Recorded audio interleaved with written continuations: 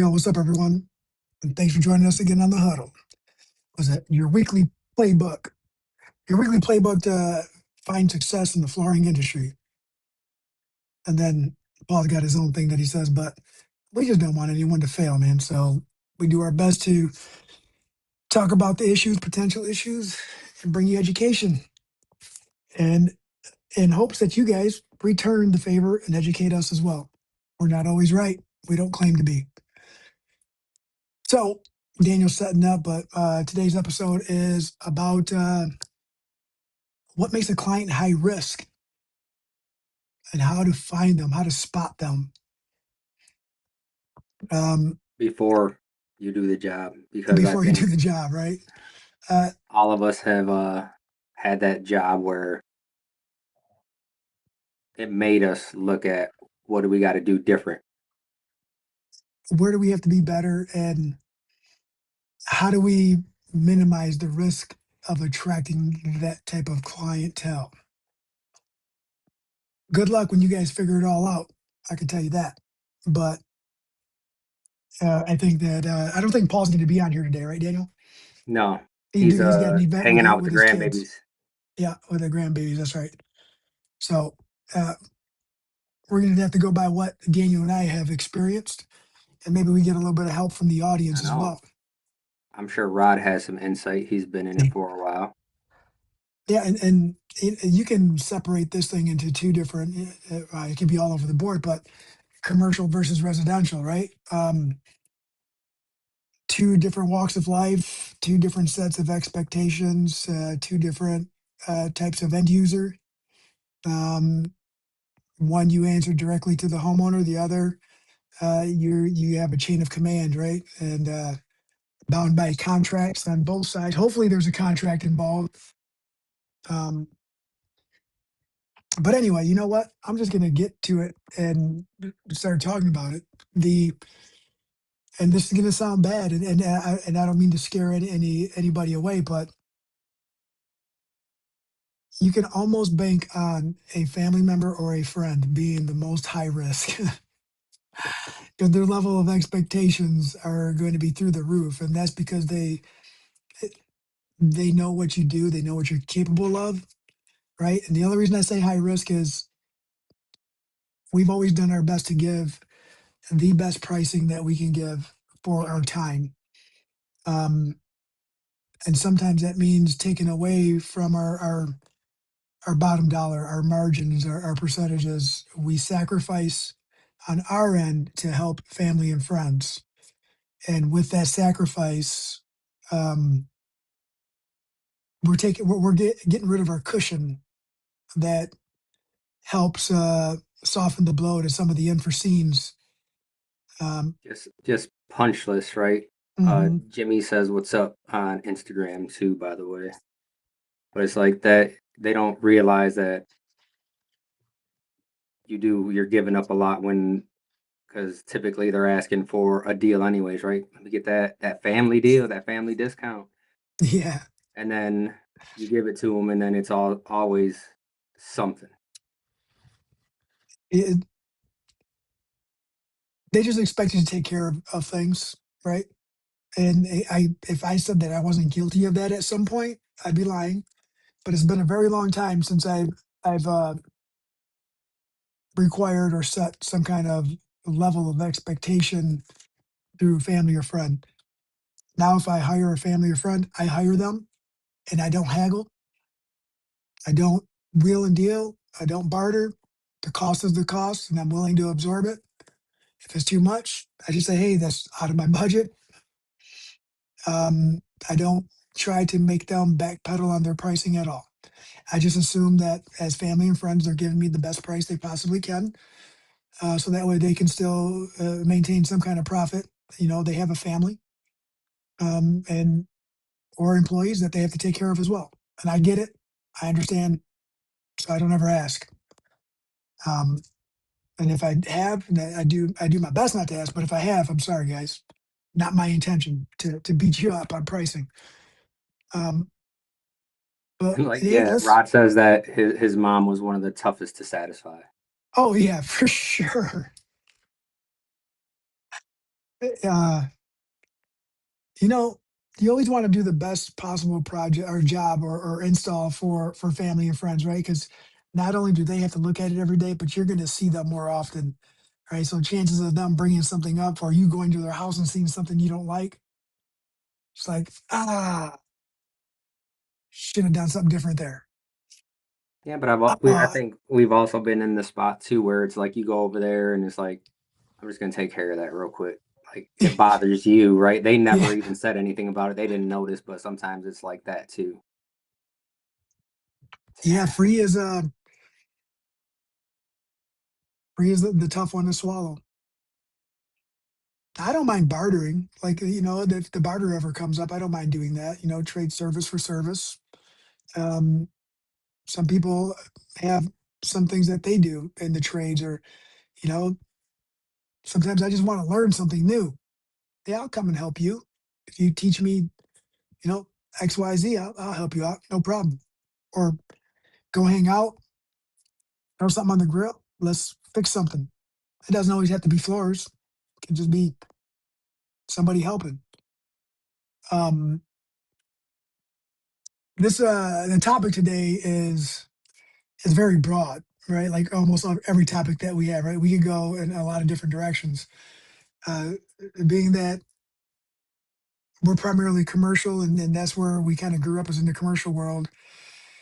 Uh, it's hard because it's hard to spot them because you want every client to be a good client. It's hard to spot because everybody walks the same walk, talks the same talk.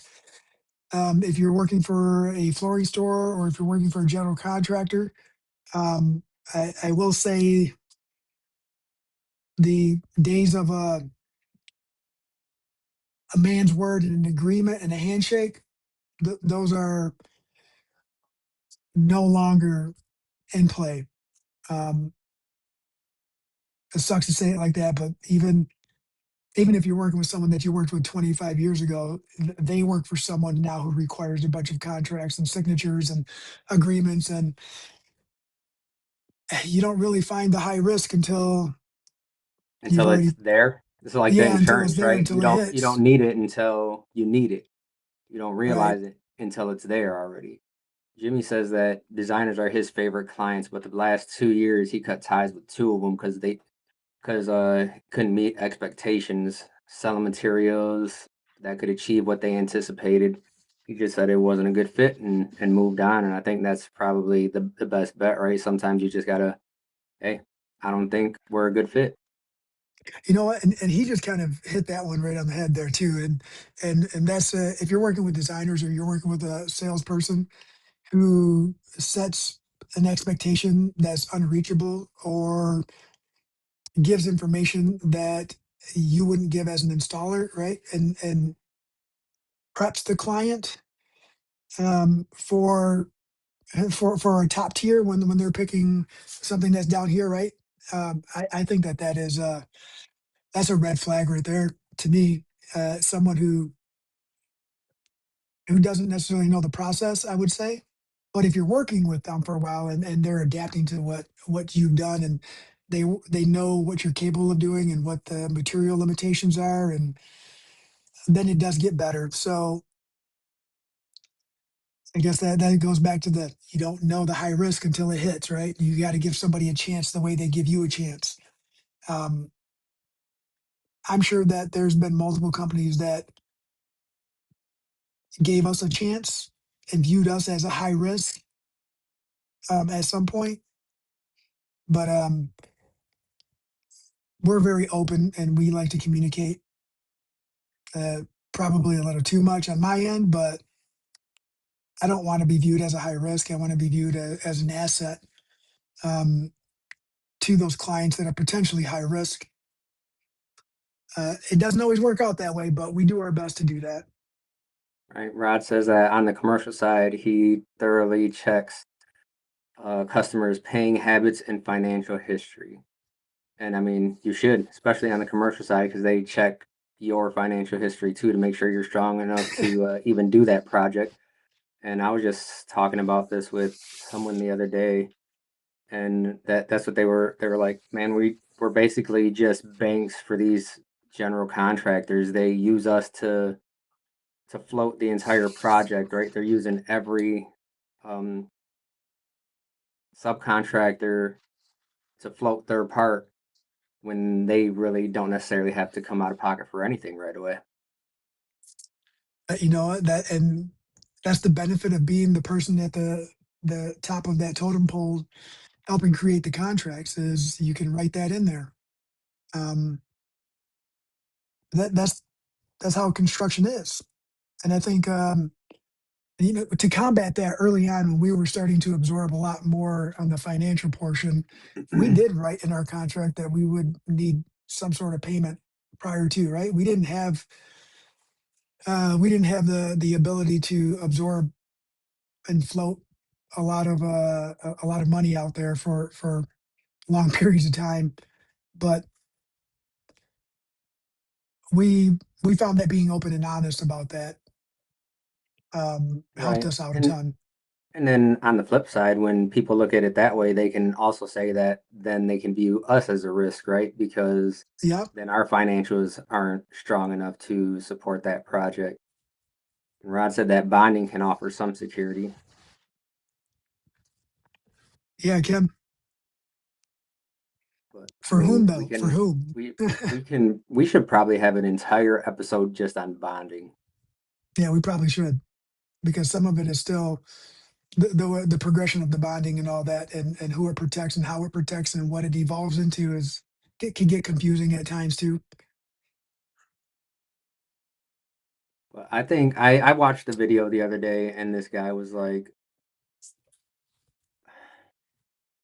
he compared him to a doctor, right? He said construction is the only place you'll have this when a client comes up to you and be like, "Hey, can you like lower your price if we help you out? Like if I come in and I'll do all the waterproofing, I'll get it up to a certain point, then all you got to do is come in and slap everything in and stuff like that." He said, "You don't go to a doctor and be like, "Hey, I'll handle all the sterilization. I'll bring all the scalpels and stuff. Can you guys just give me a discount if I do that?" Right? And I think that's kind of one of those red flags when clients are looking at you like that, where it's like, no, man, it's. And I think we've all been through it, where it's like you find someone that you're like, okay, well, we'll help you out a little bit, and then what ends up happening is you end up with way more work than if you would have just did everything yourself. Yeah, yeah. Yeah, nobody. I say no to that because we've said yes to that and it hasn't worked out, right? Because nobody's gonna get it ready the way you are. No one's gonna use the high end material or any of the prep material that you're gonna use. They don't know. They don't know, right? They're just gonna go run to big box store and buy whatever's on sale, not knowing that there's a shelf life, not knowing how to mix it, how not to mix it. Um,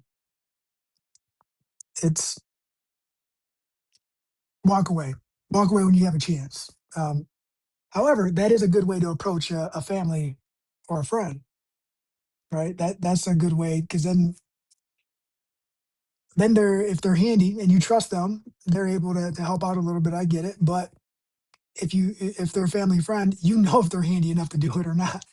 Like, nah, bro, nah, no, that's not what we Well, do. that's the thing, right? It's what's up, Jorge? And before I go on, Rod does say that it bonding provides security for the client, but the bonding company holds most of the risk. But so even on some of these projects that we've been on, right? It's like you go in there and these guys are like, "Oh yeah, I'm really good. I'm the best over here." And then you follow behind them. It's like some of these flooring contractors will try and stack people, like they'll go in front of you and do the prep and all this stuff. And for the longest time, we've always been like, no, that's not what's going to happen. Like if I'm going to be touching it, I want to do the prep. And then one of these last projects that we did when we were helping someone out, it was like that. And then you go through there and I can scratch the patch off with my fingernail, and it's like they get mad. It's like, why you guys have to do so much prep, and it's like because things weren't done right the first time. Yeah, that's it's and there's companies out there too that's how they make a living. They go in and they do the prep in front of you, and I will say that I know of one that does a really good job. When I say it does a good job, and I know it's the feedback that I'm getting from everyone that they do the work for, and they're constantly busy, and they're innovators in the industry too, right? And if we ever have issues, I know that I would call them for information or advice on what products, because I know that they work with everything. Um, what are you coming across, Daniel? Let's go like recently, like in the last year, right? Or 2 years, and what we've been doing um, for some of these clients. What has been, I don't want to say high risk, right? But what has cost more dollars and cents at the end of the day that we potentially eat versus um, making on some of the It's the projects. changes, the changes, all the changes before anything you get anything signed, where it's like, you'll be helping them, and then sometimes they'll be like, yeah, I don't have anyone else quoting it, and then you get everything ready, and then submit everything, and they're like, well, you're higher than this person, and it's like, well, you told me I was the only one, for one. And then for two, is it apples to apples? And it's really hard to even try and explain that to someone, where I think we've had more luck lately because people kind of approach us, and is instead of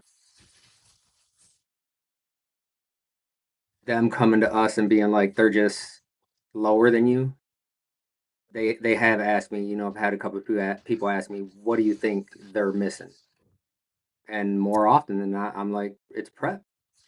I mean, I walk the project. I know exactly what's gonna have to go into it. Like, that's why we like to go into these projects, right? But then, some of these clients they're just like, well, they're higher. What can you do for me? And then go back to your point where it's like, I already gave you my best price, man. Like, if I take any more out of this thing, it's what's the point? And that's Correct. where before we would probably be like, and I guess it depends on how hungry you are at that time, right? Because is there a give and take when you need that work? Yeah. But at the same There, time, yeah. it's sometimes it's like that's the price is the price, man. Like, but it's all those changes where, hey, quota with this material, and then you're also looking for alternates, so you're turning those in, and then they're like, well, all of this is still too much. What about this material? And they'll come back with an even more expensive material. And this is goes back to Jimmy's point, right? It's sometimes it's the designers where they have an unrealistic expectation of their client's budget. So they're pricing out what they like, and then it comes back and it's like, that's not what I thought. So it's reworking everything, and then that and it sucks because it's projects that we've gotten to, right? Because sometimes you do have to hold people by the hand and say, "Hey, I can lead you in this direction over here." And ultimately, like, I'm glad we stuck those out because they ended up being really good clients. It's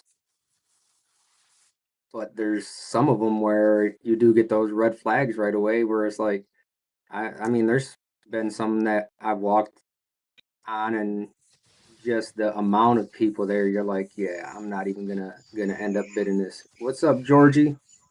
What's up, my peoples? Hey, hey. I mean, see, and Jorge's got. I'm glad you joined us, brother. Um, he's probably got more experience with the face to face because of the residential aspect, right? Like you're 100%, not 100%, but when you spot a client that could be high risk, you're face to face more than I would be, since we sit behind a computer, right? And then we go to meetings and stuff like that. But not to say we haven't had some clients, residential or commercial, face to face, where there's like, ooh, and we have walked away. You could tell And right away in the beginning. The Well, beginning, it's right when it's usually right like when the when it's meeting. like a smaller project, and then yeah, you price it out, and it's changes. It's like, bro, this is one room. I'm oh, not gonna l- spend two like the one weeks we're on right trying now. to cater you to you right now when I have so much other stuff to do. And like I used to look at things like, man, I can't believe these people aren't answering. And now I totally understand why people just stop answering, because it's like it's a time suck. Yep. With residential, what I've noticed, and every time I've pulled off on a job, it's not because of pricing or anything like that. As far as my labor on the material, it's more as far as like when I get there, their furniture, and you could tell like I get in there and there's a bunch of furniture. They might have high gloss floors of some sort or wood floors that they don't want scratched. And of course, it's with us, it's just a two-man team. So if I go in there and there's astronomically big pieces of furniture, I'm going to say, hey, you know what? We're probably going to have to get a moving company to come in here to do that. That way, they get a bunch of guys to come in and move this piece that requires four people. A lot of people try to save money on stuff like that, and I try not to help them out in that aspect because I know that if I damage that floor or if I damage that piece of furniture, I'm gonna owe more than what the labor I'm putting into that job. Oh yeah. Um, so for that, I'd rather have a moving company come in and do that, which is where we're moving forward now in my business. I'm not moving any more furniture when I go to these wall to wall projects. Furniture has to be out of the way because I don't work in regular homes either. These are like two, three, $6 million homes, and the furnitures are antique pieces that you can't find anymore. Right? You That can't might just be go from and replace it, and then in order to fix it, like you said, it's gonna cost more. Like that one piece of furniture can cost more to fix than your entire job you just did. Yeah, and I've had people that I go in there, and the first thing they'll start like, this furniture piece and this furniture piece, and I'll have to inspect the furniture piece. And if I start seeing cracks and all this, I'm like, hey, there's already a damage on the leg. Somebody's moved this before. There's a damage right here.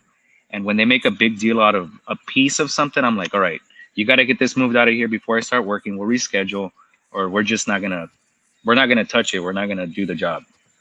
So that's where they're gonna end up either one, they're gonna get pissed because the job's not getting done that same day and we have to reschedule, or they're just gonna say, hey, you know what, you're right. We definitely don't want this piece damaged. Let's go ahead and get a moving company to do it. So it just, what kind of person are you working with? Are they gonna be able to understand?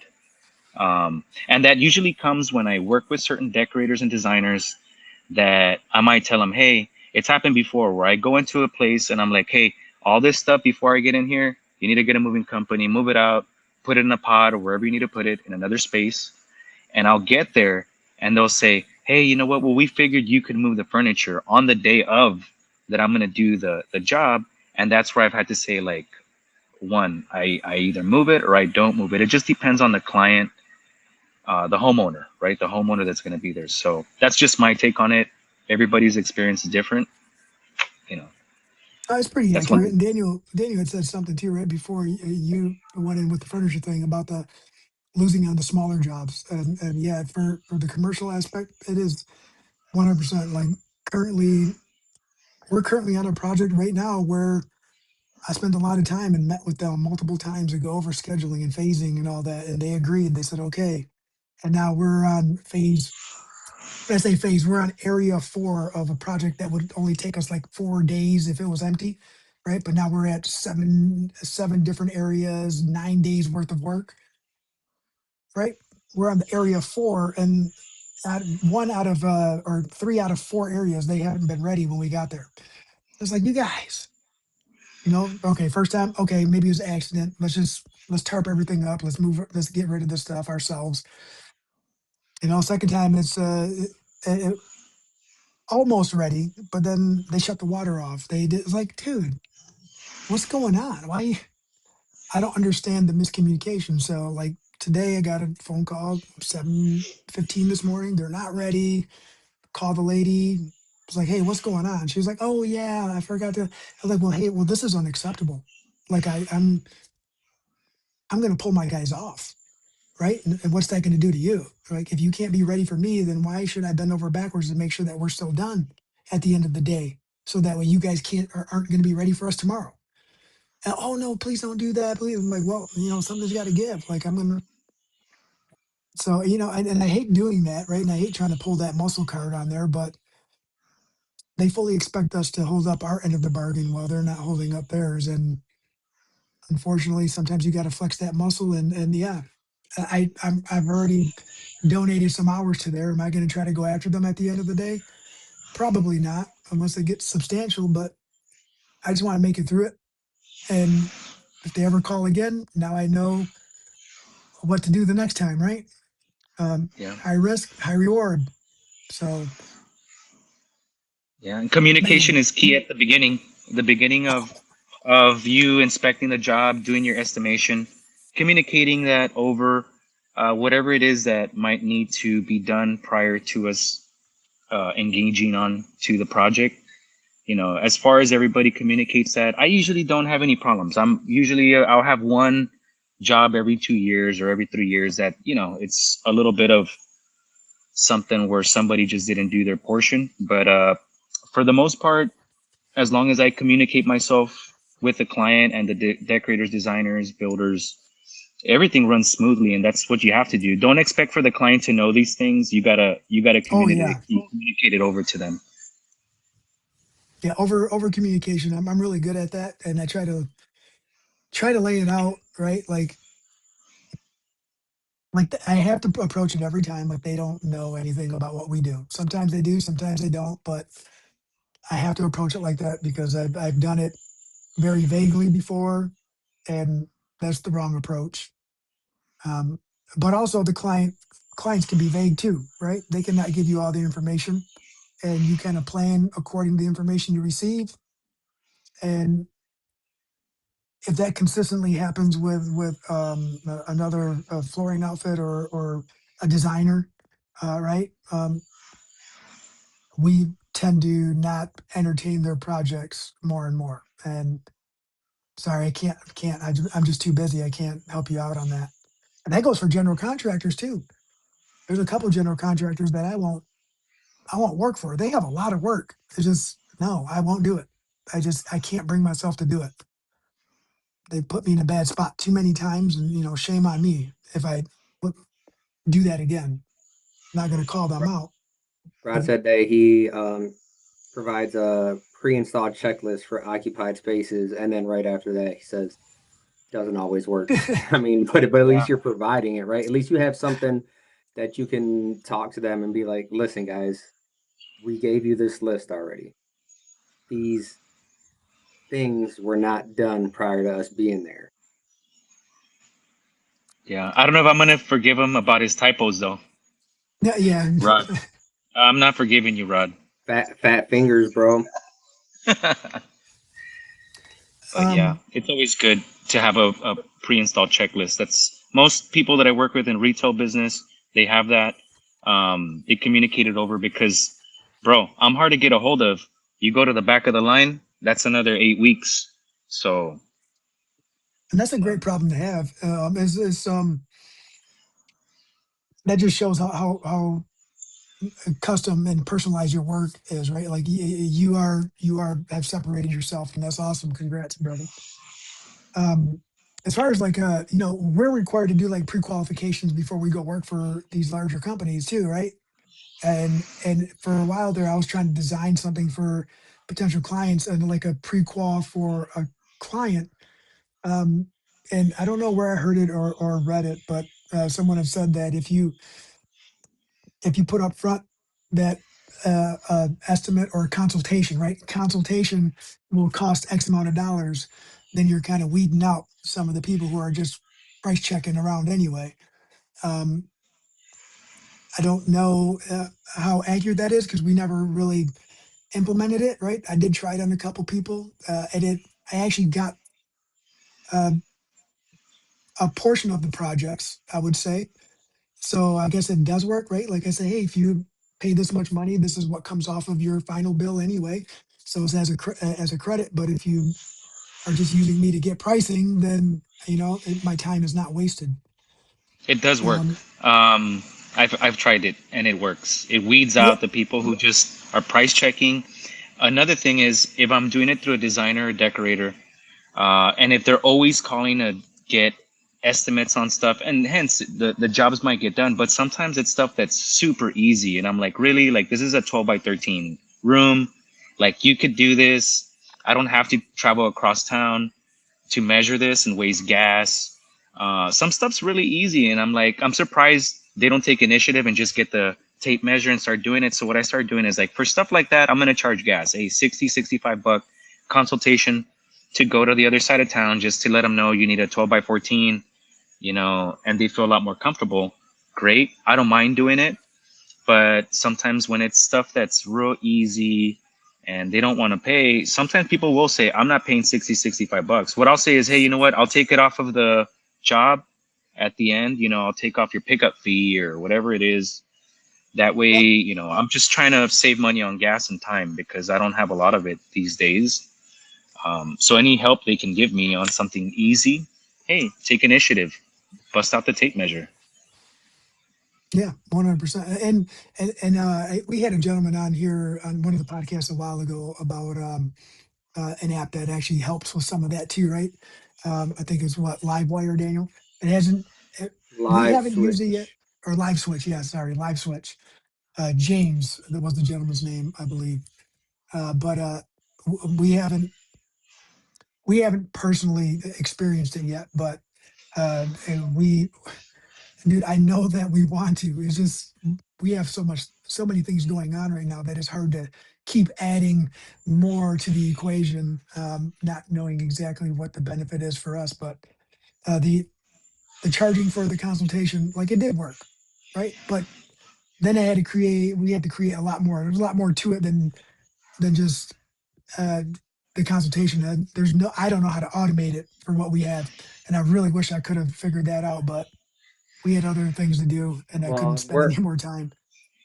we're also, more focused on commercial than Yeah, anything, and it's someone's not gonna walk around and do an entire business. They're like us. They're like, listen, I called you because I can't do this, so just come measure this real quick so I can get on with what I'm doing.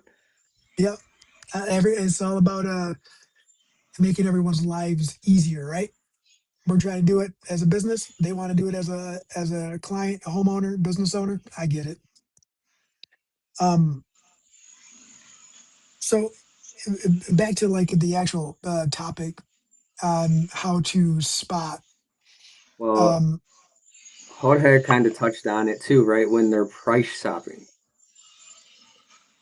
right? Because um, you listen to some of these guys that have these huge businesses and it's usually like a GC or something, but I follow a plumber too on, social media, and he's like, man, it's the ones that are always like, how much does this cost? The ones that are always trying to spend the least give you the most headaches because they're always trying to get something for free. for And free. it's Yeah, and he said, and it you can't look at how much money they make either, right? Because Jorge, you said you work in, $1 million houses, right? And still some of those people are trying to pinch pennies, right? But then you go to a middle class home and they're like, yeah, whatever you need. Like, you need me to do this, you need this extra, yeah, we'll get it done. And I kind of have seen that too, where it's like the higher end stuff, like they just are trying to pinch those pennies. It's like the high end stuff and then the low end stuff, and then right in the middle is where you'll find people where it's like, man, yeah, I think it's a lot of it tends to do with they're in the same boat as us, where they may end up being in a trade, and like you said earlier too, right? You're like, I'm not trying to haggle with anyone. The price is the price. Let's just get it done. Yeah, at some point you got to be like that. Otherwise, all you're doing is creating more headaches for yourself, for whomever you're calling for the work, right? Um,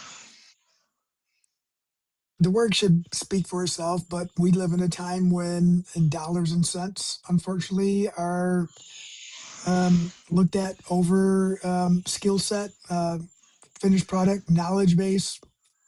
It, it sucks, but we like to do our best to educate the client, even if they don't ask for it. Sometimes I include information that they never even asked for, just so they understand where I'm coming from and why it's included, and why I have to have that there, or why I feel I need to have it there. I know I put a lot of information on all my stuff. Daniel's like today, I had a lot of information on that one thing, but I got to try to cover all bases for a not so big project. Yeah, tiny. Yeah. But I like what Nate says here. He says a job site assessment, that's what he calls it, costs $95. And that's the That craziest thing is that as much as we drive and the vehicles that we drive, it's like you're not making any money on it already. right. You know what? Let me. So I recently just did for a favor. I went and looked at a project for a company, a person that I know that I've met from FCICA. I went and looked at a project, measured it, and assessed it for them because there was some warranty claims. Um, just an assessment, and I wasn't inspecting or anything like that. Right? They just wanted to know what was going on. And he said, "Well, how much are you going to charge to do that?" I said, "Look, I'm not going to charge you anything. I'm going to go take care of it while I'm running around. I'll look at it, take some pictures, and I'll just give you some information, right? I'll save you some time and some headache. So that way you can proceed with the manufacturer, do what you got to do on your end. And I know that, whatever, buy me a dinner or something next time I see you, right? That's where I was at. One And taco, that, a bean and and cheese taco. whatever. And yeah, it's super simple, right? Because there's a relationship outside of the business relationship. And today came in the office for an email, said, "Hey, we're just going to send you this much money. Thank you for taking care of it. Are you interested in the install if it comes back up?" Yeah, I am, and I appreciate it. I didn't expect anything out of that, but if I get paid for going and checking it out, the consultation, right, and then it comes back again for the install, then my kindness and willingness to help out was an investment. It wasn't just me wasting time. Those are the people I like to work for. Hopefully, it turns into something, and if not, it don't matter. They compensated me anyway, so didn't expect it. Not everyone's like that. Got to take some of the bad with some of the good, right? Some of the bad early on. I think one of the larger construction companies kept doing this conceptual budget, right? Can you help me with this conceptual? And I'm like, oh, this is going to turn into something great. Kept turning things around, and it just kept coming. And it's like, and then I'm looking, and all these public projects are going out elsewhere. Like I'm not even getting invited to like the final budget. You know what I mean? And this is like, Final hey, can bid. you do this? Nope. Oh, you can't? No, dude. Like, what happened to the 20 other ones I helped you on, right? Like, not even an invite to the when the project became public. Not even an invite. Can't can't use Yeah. my information to help you out if it's not going to turn into anything, right? Like I'm helping you with your job, but you're not helping me with my career. So it sucks to say it like that, and it sucks to sound so negative about it. But that was it. Like you have to say no at some point. Yeah, and it happens. I've had the same issue with people who, hey, I need a measure, I need a measure, I need a measure, and then three, four of them, and then later on, hey, I need another measure. I'm like, hey, dude, what happened to this one? Oh, well, you could tell they're making something up in their head, and it's like, well, I grabbed another guy, or the homeowner used somebody else. I'm like, well, you're the one taking over the project, so you know Yeah, what? For this one, I'll just go ahead and let this one go. Maybe call me on the next one. I'll see what's up. And I'm 8 weeks, I'm 10 weeks, I'm 6 months out, like 6 months out, like Rollin. and they won't call you. They'll be like, all right, you keep on telling them that, they won't call you no more because they know they're like, Correct. oh, this dude's not telling me. He just doesn't want to do my jobs. And that's the most respectful way you could do it. Like, oh, I'm so many weeks out, I will say and then when another you call me like at that time, I'm another weeks out. oh, Yeah, you should have well, got back with me the last time you called. Then you would have been all good, right? Yeah. another red flag I will say, and we've experienced this one, and companies that we've worked for in the past, right, and decided to stop, and then we get a phone call, and they say, "Hey, I really need your help on this one. This one's got your name all over it. I don't trust anybody else, um, but can you do it for this price?" Like, no, we can't. Oh man, but I really need your help. Like I can't. I don't trust anybody else.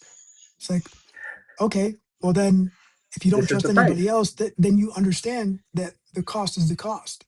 If you don't trust anybody else, don't bid on it and don't get the work. But if you are not willing to um, invest in us, then why am I going to help you out on this one if I know you're not going to call me the rest of the year for anything else?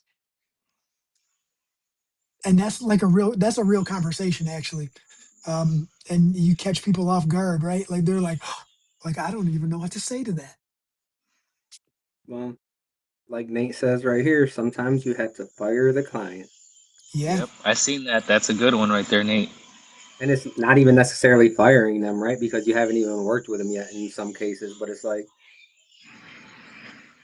like people ask us or have asked me what was like the turning point with us, right? And I was like, when we started saying no, yeah. like you can't be everything to everyone. Oh, I didn't mean to click on that.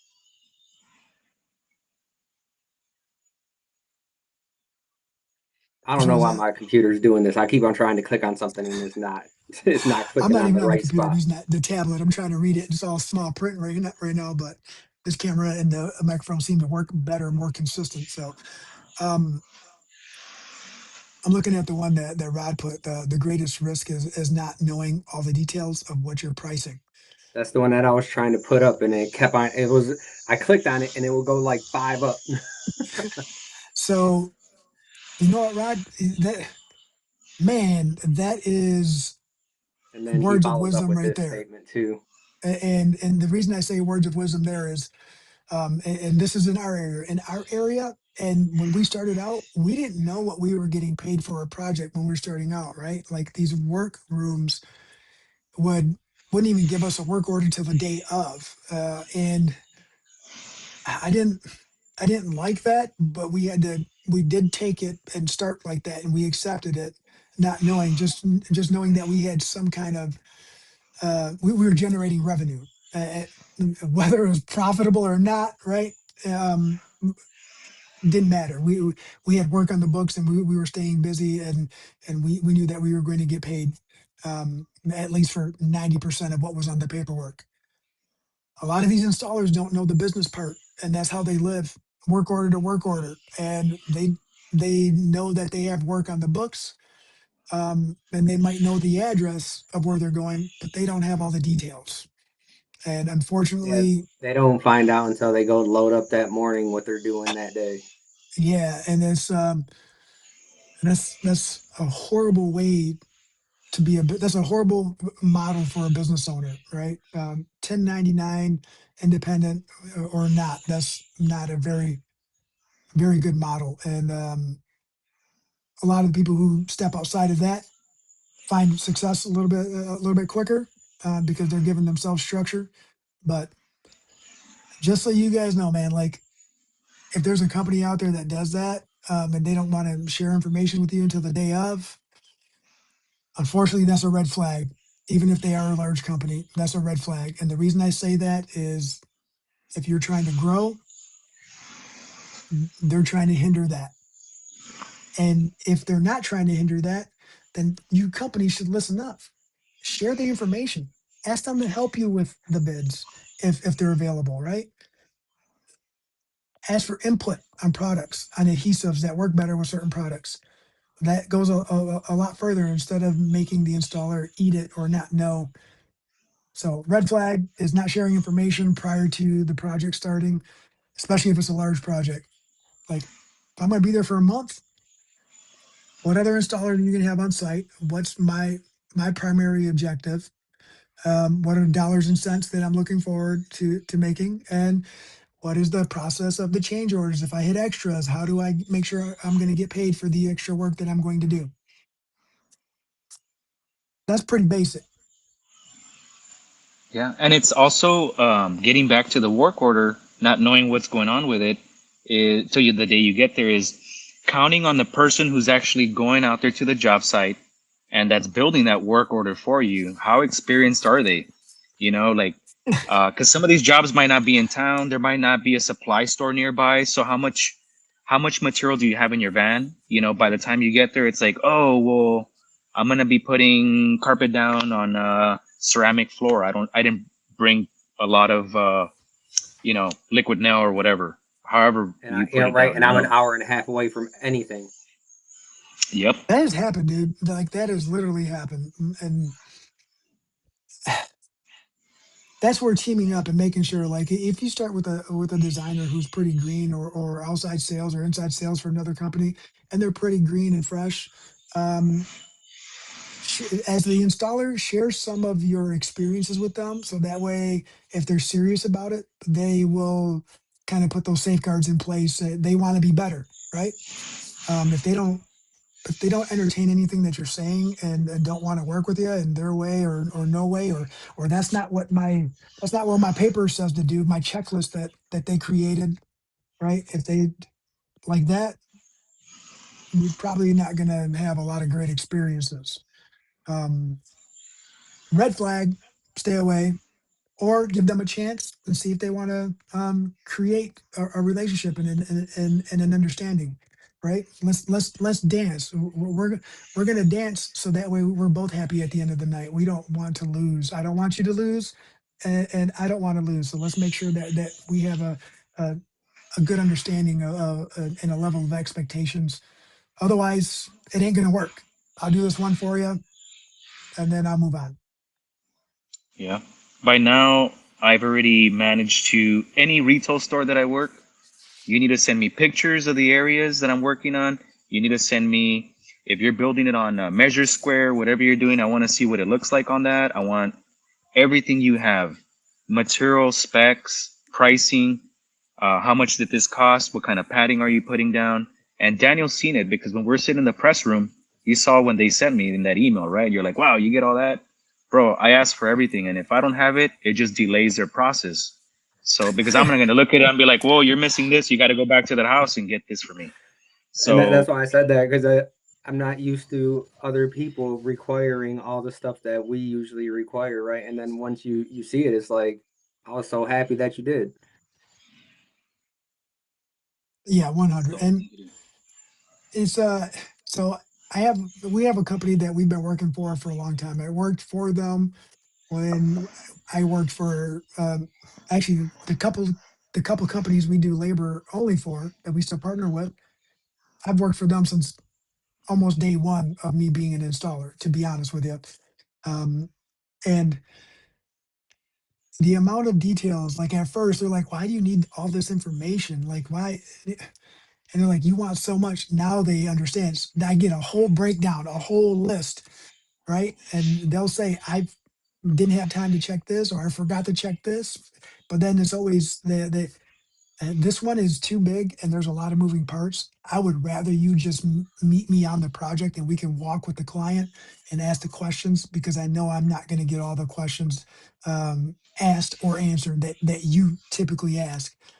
And I appreciate that 100%.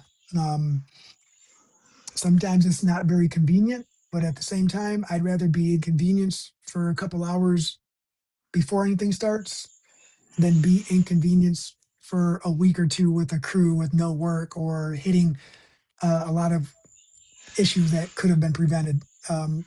That costs me inconvenience money, right? Inconvenience fees for my negligence on not spending a couple hours with them prior to. So, and that goes for work for yourself too.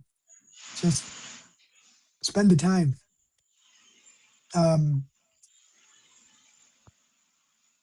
if you guys are doing a vetting process, or if you're doing a vetting process on some clients, like you're advertising, right? Should advertisement be somewhat of a vetting process? Should it incorporate some of that? Um, and even if it's word of mouth, I wonder how people do that. I'm thinking outside the box here now, guys. Like I'm just trying to think of different ways to avoid the red flags and like kind of, I hate saying categorize clients, right? But essentially, they everything gets categorized anyway. We get put in a category um, for based off an experience or based off what people say. So trying to find different ways to go about doing that. That's Yeah, Nate, I'd great like to know where I'm philosophy. going before I get there. But That's I think hey, to your question, like marketing could could have something to do with it because you see these companies that it's like lowest prices guaranteed and all this stuff, right? And it's they're shopping for one type of client, and it's typically the clients that we may be trying to avoid. I will I will say Free we learned. installation. Oh I've my gotten this goodness, one yeah. lifetime warranty. This is the one I've been dealing with recently. I'm like, I'm doing staircase runners, and you really, I mean, you could give a lifetime warranty on. They're doing it on installation too, but I'm like, I'm putting seagrass up there. It's gonna break down on your staircase after so many years because it's not supposed to be like, nobody's gonna warranty a staircase on carpet that I know. I mean, I'm sure there's a couple manufacturers out there, but most of the ones I know don't warranty it. So when a retail person does that, I'm like, I mean, yeah, if it's installation wise, I'll go back and repair it, but some of this stuff's gonna start breaking down in like 6 7 years. Not even that, you know. Right. It's, I think it's hard to, if I say we're give a lifetime warranty on our installs, that means that um, I have the utmost confidence in the end user or client's ability to maintain it properly, Well, right? that's the And thing. to It's that's where you get into even manufacturer warranties where they will say that it's warranted, but then when you read their instructions, it's all right. Well, if you want to maintain this warranty, you have to get it cleaned every 6 months, and you have to do this every day, and you have to do this once a week, and this once a month. So there's things that fall in line for that type of stuff. oh, you all Definitely. right, Jorge? You Yeah. lost your video, Jorge.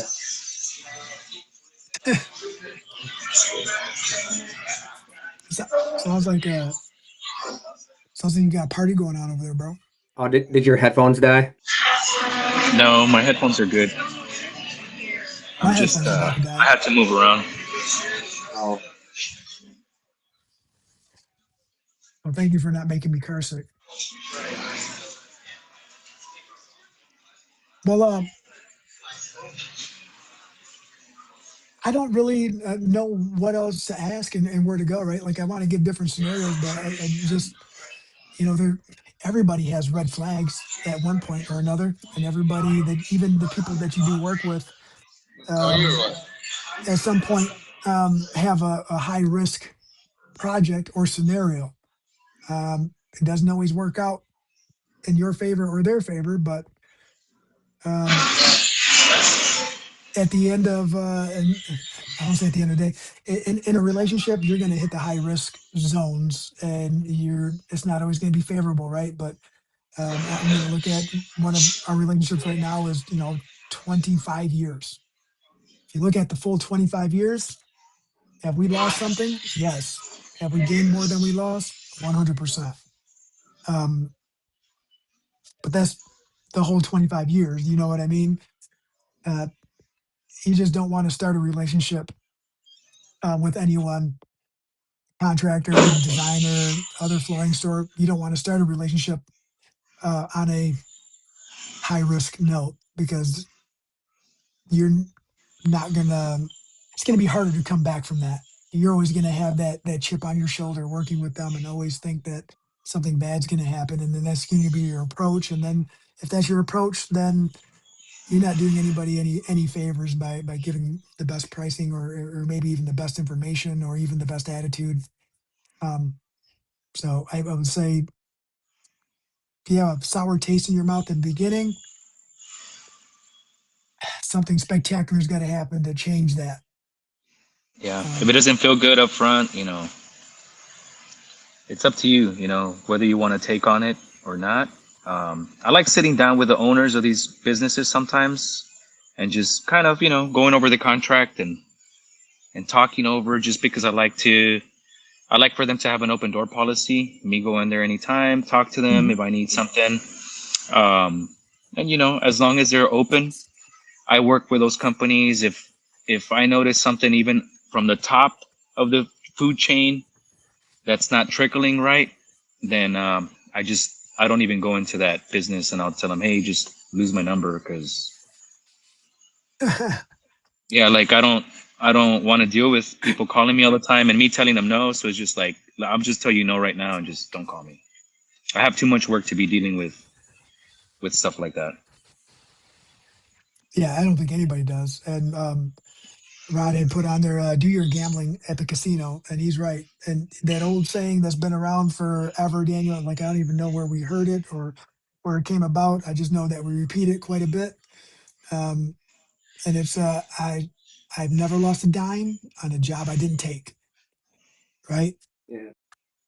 And I don't even know if that's like, dude, that's been in the arsenal for conversations for a very long time. I have no clue where it came from. I know that everybody's heard some sort of variation of that, but so true. Um, Yeah, Nate said that he tried selling extended warranties, but that didn't go over too well. And you see all these other service-based businesses be able to do that, right? HVAC, stuff like that. And mhm. it's like I don't think anyone would ever bite with flooring, but at that token, it's like if there's an issue with your flooring, it's typically not just a minor issue that you can just go in there and be like, "Oh yeah, I'll just repair this plank." Usually it's like, "Hey, will you come and take a look at this?" It's like gabbing everywhere or all these locking mechanisms are broken. I'd like to talk to you about your carpet and LVP extended warranty. That phone call. Hey, you know what? You just brought something up too. Is high risk doesn't always have to be a client, right? It can be a distributor too. It can be someone that's providing you with your tools, and your equipment and your product. So and it sucks that it's the end of the hour and I do got to take off because our girls have a softball Yeah. game that starts in 15 minutes. Um, but that's also communicate. That's where the communication thing falls into place, like you had said earlier, Jorge. If your rep is not willing to communicate with you and like, hey, sometimes we do ask a lot of our reps. I'll be honest, we do, but that holds a lot of weight when we're sharing information and when we're able to kind of submit alternates and recommend products, right? Like someone who is on our side and someone who is more than willing to help us out from a service standpoint, customer service, and answer the phone call when there's issues, right? And respond to the text message when we need an answer on something sooner than later. That that is worth its weight in gold in a rep. Yeah. If you ensure the proper positive steps and move forward in every job and you communicate properly, um, and just talk to the people you need to talk to, make sure you get your point across up in the front, I'm sure everything will go smoothly.